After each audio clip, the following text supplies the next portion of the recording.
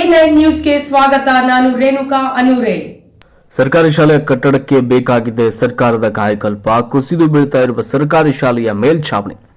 ಬಾಗಲಕೋಟೆ ಜಿಲ್ಲೆಯ ರಬಕವಿ ಬನಹಟ್ಟಿ ತಾಲೂಕಿನ ಬಿಸ್ನಾಳ ಗ್ರಾಮದ ಹೊರವಲಯದ ಮೂಡಲ್ಗಿ ತೋಟದ ಶಾಲೆಯ ಕಟ್ಟಡದ ಮೇಲ್ಛಾವಣಿ ಕುಸಿದು ಬೀಳ್ತಾ ಇದ್ದು ಮಕ್ಕಳು ಜೀವವನ್ನ ಕೈಯಲ್ಲಿ ಹಿಡಿದು ಶಾಲೆಗೆ ಬರುವಂತಹ ಪರಿಸ್ಥಿತಿ ಇಲ್ಲಿ ಉಂಟಾಗ್ತಾ ಇದೆ. ಇಲ್ಲಿ ತೀರಾ ಬಡ ರೈತರ ಮಕ್ಕಳು ಶಾಲೆ ಕಲಿಯೋದಕ್ಕೆ ದಿನನಿತ್ಯ 32 ವಿದ್ಯಾರ್ಥಿಗಳು ಇಲ್ಲಿ ಬರ್ತಾರೆ. ಆದರೆ ಅವರ ರಸ್ತೆ ಕೂಡ ಬಹಳ ತುಂಬಾ ಇಕ್ಕಟ್ಟಾಗಿದೆ. ನೂರಾರು ಕಬ್ಬು ತುಂಬಿದ ಟ್ರ್ಯಾಕ್ಟರ್ಗಳು ಈ ರಸ್ತೆಯಲ್ಲಿ ಓಡಾಡ್ತವೆ.